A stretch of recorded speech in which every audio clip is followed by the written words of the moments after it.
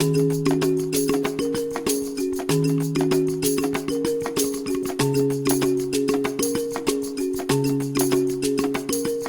et malheureux téléspectateurs, bonsoir. Bienvenue dans votre émission École Guinée sur la télévision nationale, la chaîne mère des médias guinéens.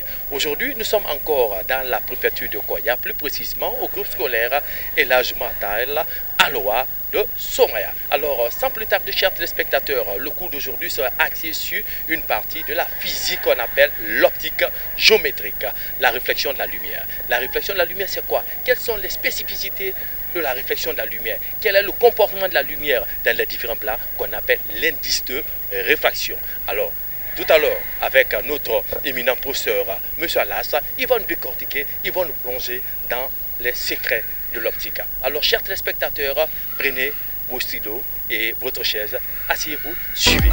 À tout à l'heure.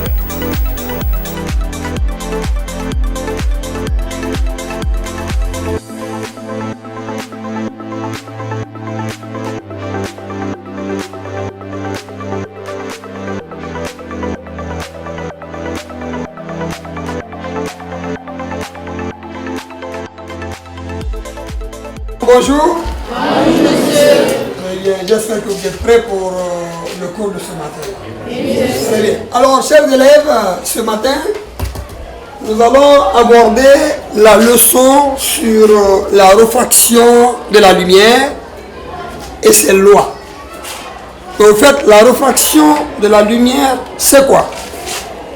La réfraction de la lumière, c'est le phénomène au cours duquel la lumière est déviée lorsqu'elle passe d'un milieu optique donné à un autre milieu d'indice différent.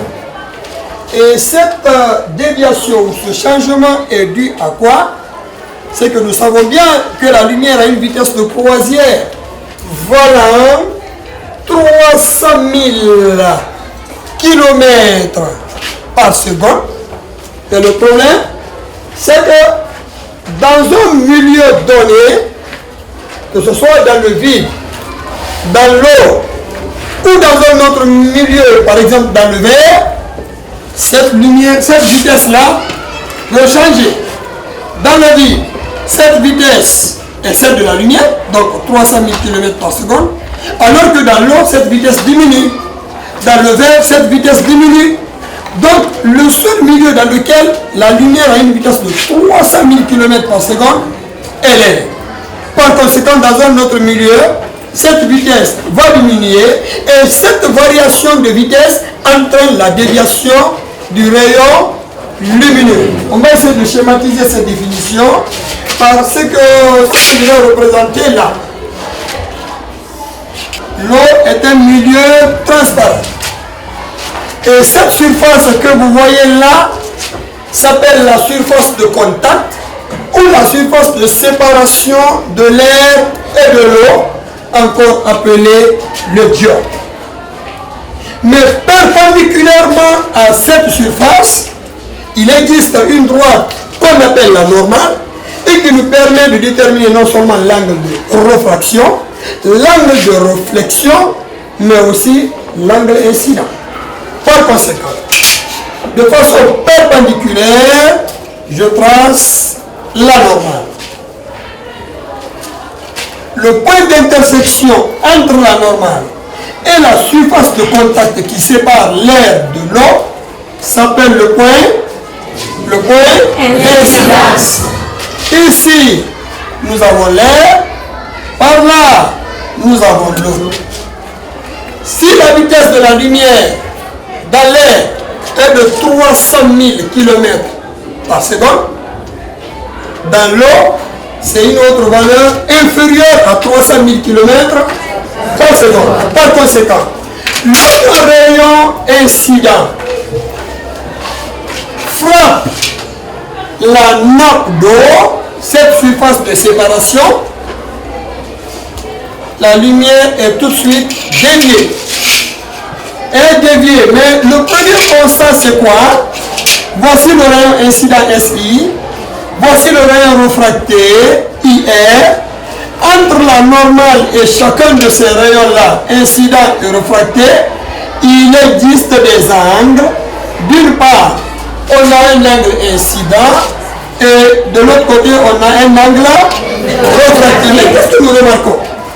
C'est que dans l'eau, le rayon s'est beaucoup plus rapproché de là. Et pourquoi? La cause de ça. Qu'est-ce qui fait que le rayon, en pénétrant l'eau, s'est beaucoup plus rapproché de la normale? Parce que tout simplement, l'indice de refraction de l'eau est supérieur à l'indice de refraction de l'air. L'indice de refraction de l'eau, c'est 1,33, on va l'appeler N2. Et l'indice de refraction de l'air, c'est 1. Donc, on voit que 1,33 est supérieur à 1. Très bien. Alors, comme c'est dans l'eau où l'indice est de 1,33, alors dans l'eau, le rayon qui est présent là-bas va se rapprocher de là. Mais regardez, lorsqu'on était en 9e année, il nous avait été dit et nous avions constaté que dans un même milieu homogène et transparent, la lumière se déplace en suivant une ligne droite. Si la lumière là n'avait pas rencontré l'eau, peut-être qu'elle se serait déplacée comme ça, en suivant une ligne droite. Oui ou non? Oui. Mais au lieu de continuer le chemin comme ça, on voit le rayon par là. Ça veut dire que le rayon a suivi quoi? Très bien, une déviation. Très bien, balayant ainsi un autre angle qu'on appelle angle de déviation. Bien. Et comme on dit que c'est l'optique géométrique, dans le mot optique, il y a lumière. Et dans le mot géométrique, il y a la géométrie. Effectivement, c'est de la géométrie. Parce que lorsqu'on était en 8e année, au niveau des angles, on nous avait expliqué ceci. Voici deux droites séquentes. La droite D1 et la droite D2 se coupent en ce point O, n'est-ce pas? Oui. Ces deux angles-là, comment on les appelle? C'est des angles opposés par le même sommet. Mais comme les deux angles sont formés par les mêmes droites, alors les deux là ont même mesure. Par conséquent, l'angle I qui est là est égal à l'angle I' qui est là, I'. Et justement, c'est ce qu'on va appliquer ici. Regardez s'il vous plaît. Prenez la normale. Et vous prenez la trajectoire là. Vous avez vu ce qui est là, exactement, c'est ce qui se répercute là. Oui. Donc par conséquent, cet angle est égal à cet autre. L'angle là et l'angle là sont adjacents et en même mesure. Mais il se trouve que cet angle-là est composé de deux angles.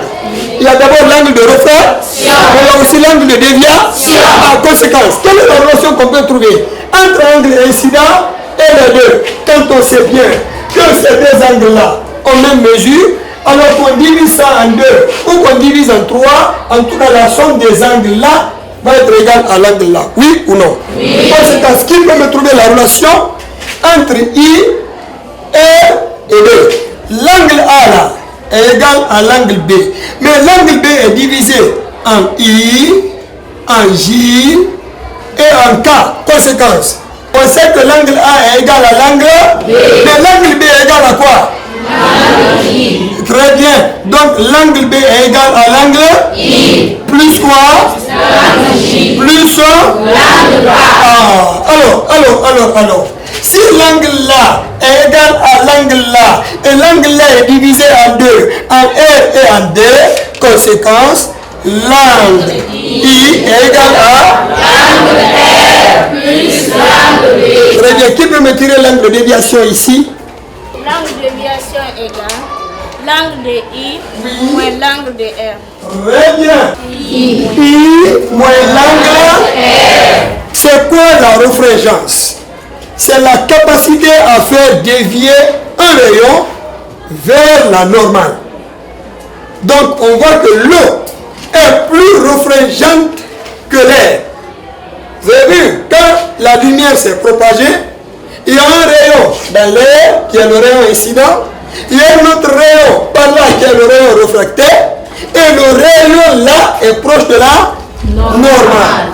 Papa Las, comme vous êtes sur la réflexion, et la réfraction, j'allais dire, il y a un changement de direction qui est là.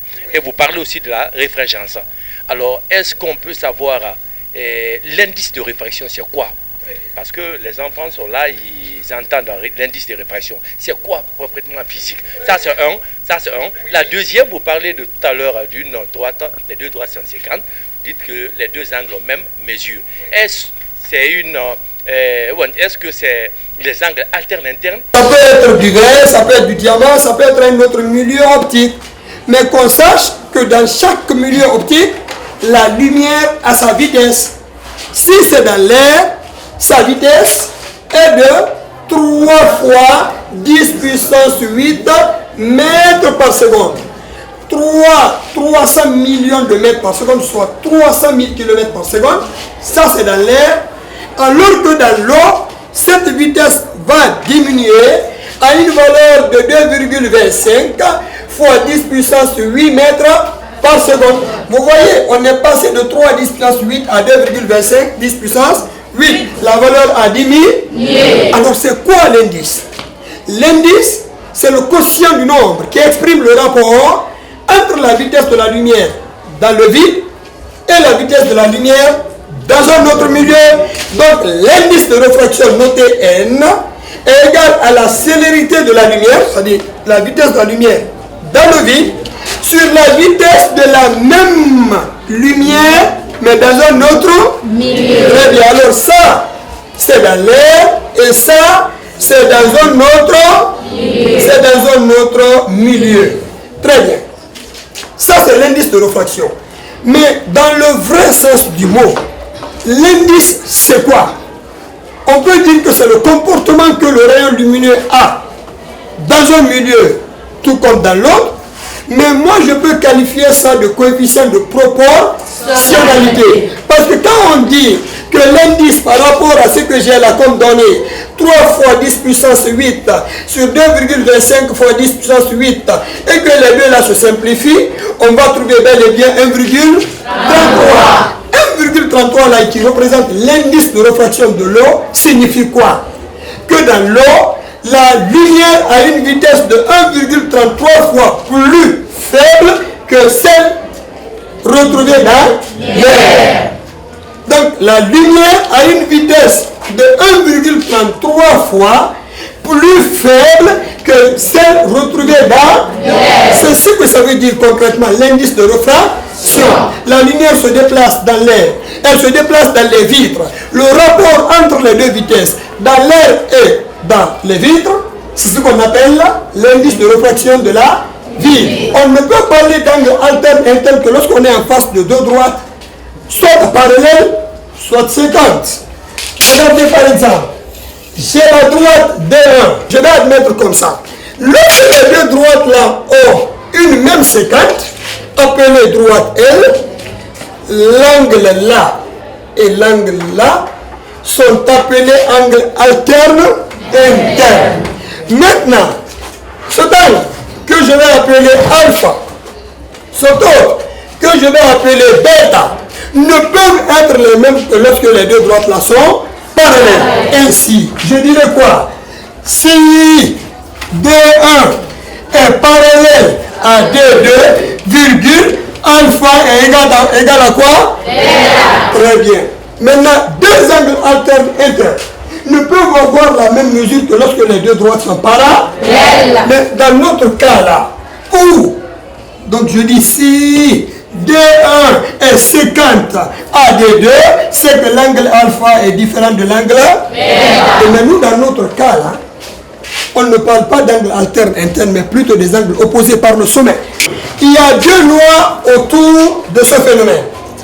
La première loi nous dit que ce rayon incident, la normale, ce rayon refracté au point d'incidence sont dans un même plan appelé plan d'incidence. Et la deuxième loi, c'est que N1 fois sinus de l'angle I est égal à N2 fois sinus de l'angle R. Merci.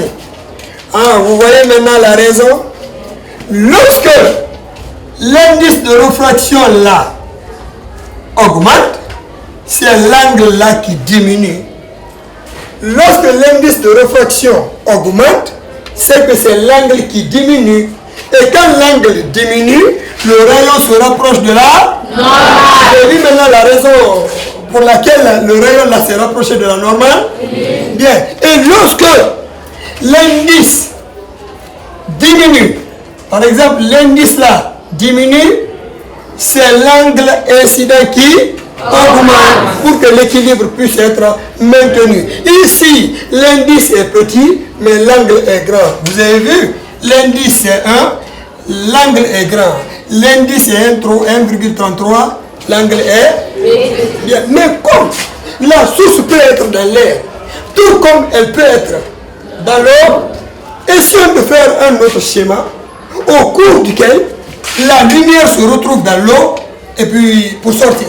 1,33 là devient premier indice et N1 devient deuxième indice. Bien, mais il existe toujours cette droite imaginaire qu'on appelle la normale qui essaye de couper cette surface de contact en passant par ce point I appelé point d'incidence. Et puis voilà, regardez, à supposer que cela soit le rayon incident.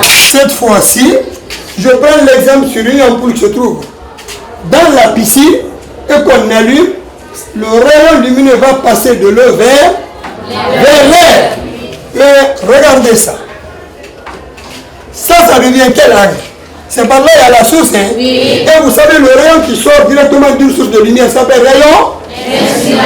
Très bien, rayon d'incidence. Donc ça, c'est I. Et mais qu'est-ce qu'on vient d'expliquer ici? Que le milieu dans lequel l'indice de réfraction est grand, c'est dans ce milieu que le rayon va se rapprocher de la normale. Et pourtant, c'est dans l'eau là. C'est dans l'eau que l'indice est très grand. On est à 1,33. Et regardez l'angle qui est là. Quand ce rayon là va sortir, il va se rapprocher de la normale ou bien s'éloigner. Il va s'éloigner. Très bien. Et ce rayon là est appelé le rayon réfractaire. Très bien. Il s'éloigne. Mais regardez, en 9e, on nous avait dit que dans un même milieu homogène et transparent, la lumière se déplace en suivant une ligne droite. Mais ce n'est pas ce à quoi on assiste ici. Hein. La lumière sort, et à partir de là, elle prend une autre direction. C'est pour dire que le rayon a été dévié. Je mets en pointillé pour vous dire que ce n'est pas le chemin suivi. Mais que si il n'y avait pas eu changement de milieu, si on restait dans l'eau, la lumière se serait déplacée exactement comme ça, en suivant une ligne droite. Mais au lieu de continuer comme ça, voilà ce qui se passe. Au lieu que ce soit ça, voilà ce qui se passe. Qu'est-ce que nous voyons ici? Ça, c'est l'angle de déviation. Chers enfants, c'est tout ça là qu'on appelle angle de réfraction. Voilà.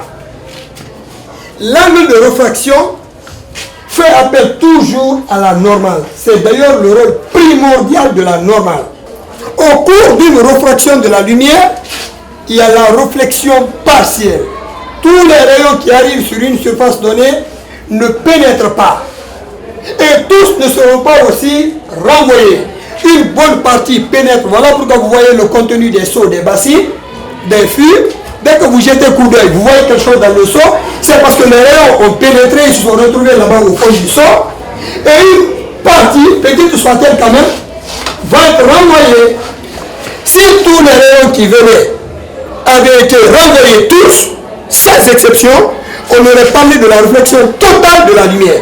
Mais à partir du moment où les rayons qui arrivent, les 90% pénètrent l'eau en subissant la déviation, et les 10% sont renvoyés partiellement. Donc dans la réfraction, il y a la réflexion.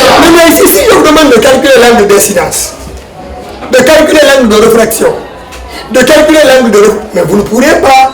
Alors la seule droite qui nous permet de déterminer ces différents angles s'appelle la normale.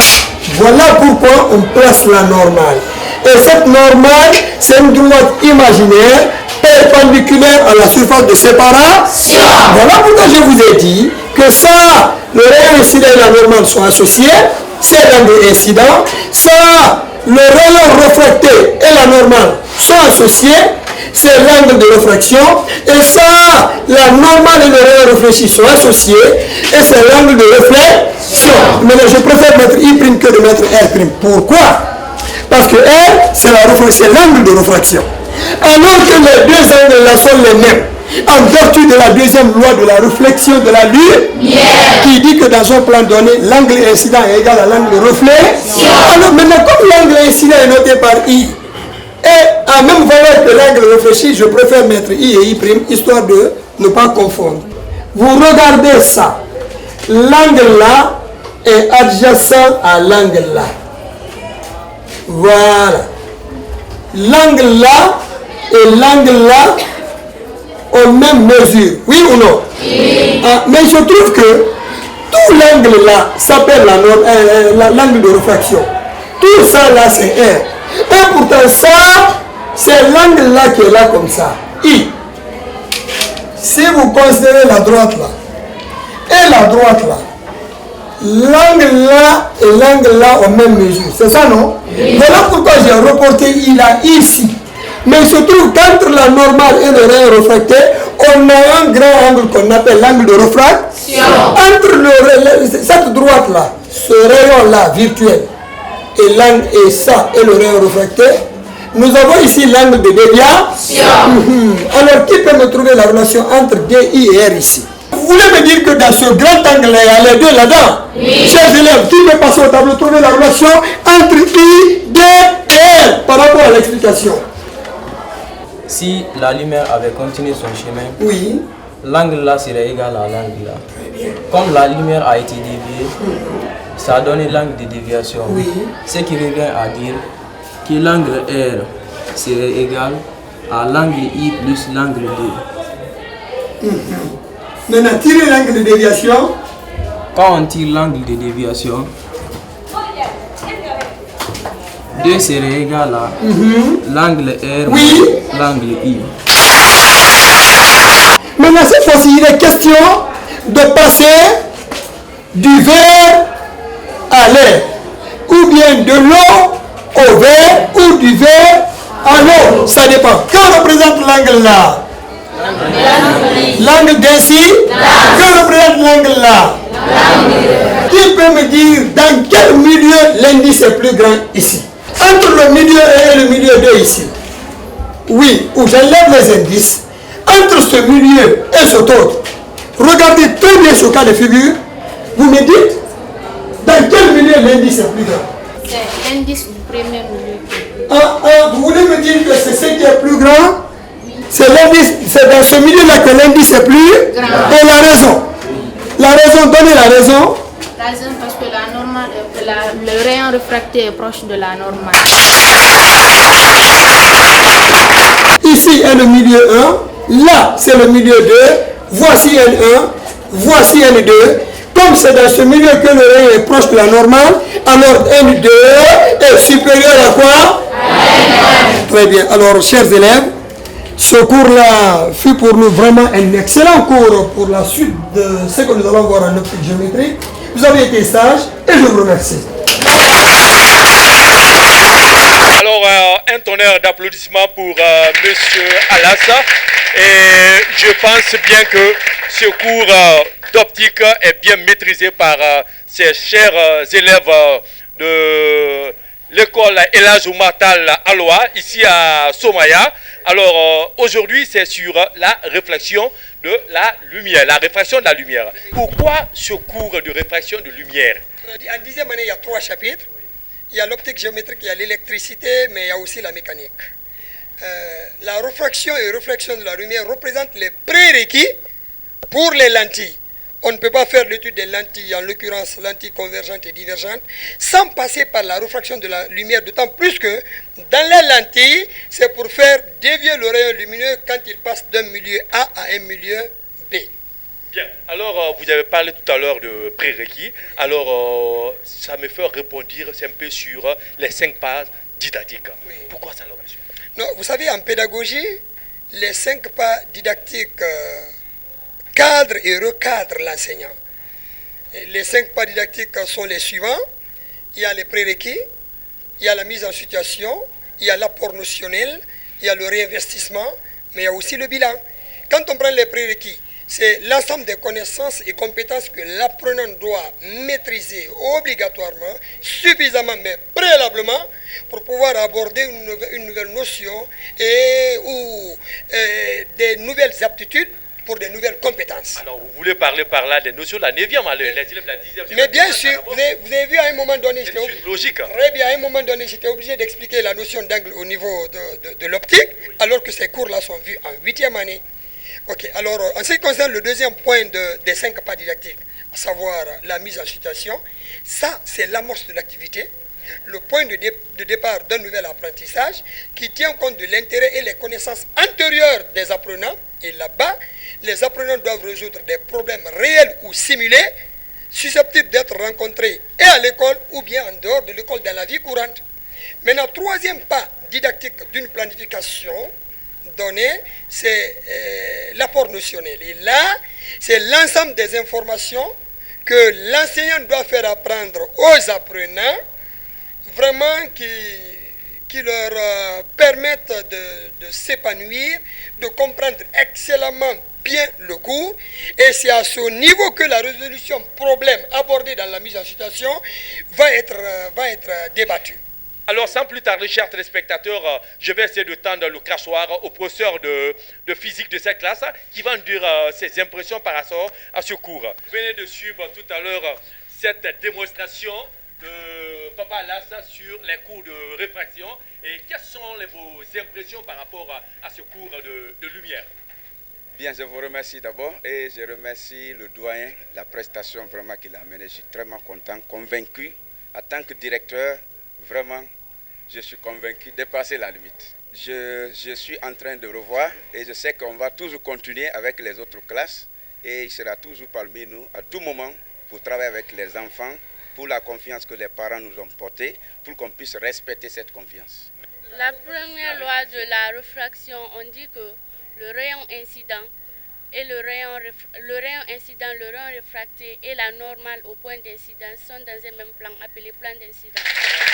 Et la deuxième loi? La deuxième loi de la réfraction nous dit N1 fois sinistre de l'angle I est égal à N2 fois sinistre de l'angle R.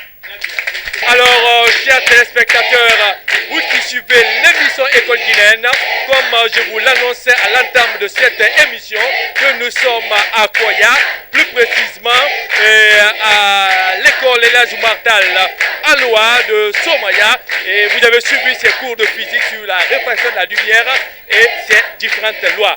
On avait dit tout à l'heure que les rayons incidents, la normale, le rayon réfléchi sont dans le même plan qu'on appelle le plan d'incidence. Et la deuxième loi, vous avez compris tout à l'heure que le rapport des indices est égal au rapport aussi des sinus. C'est-à-dire N1 fois sinus de I égale à N2 fois sinus de R. Alors, chers téléspectateurs, cette émission, c'est pour tous les élèves de la Guinée, c'est pour tous les enseignants. J'espère que vous avez été nombreux à nous suivre sur la télévision nationale. À la prochaine. Merci. Merci, monsieur Allah. Merci beaucoup. Merci beaucoup.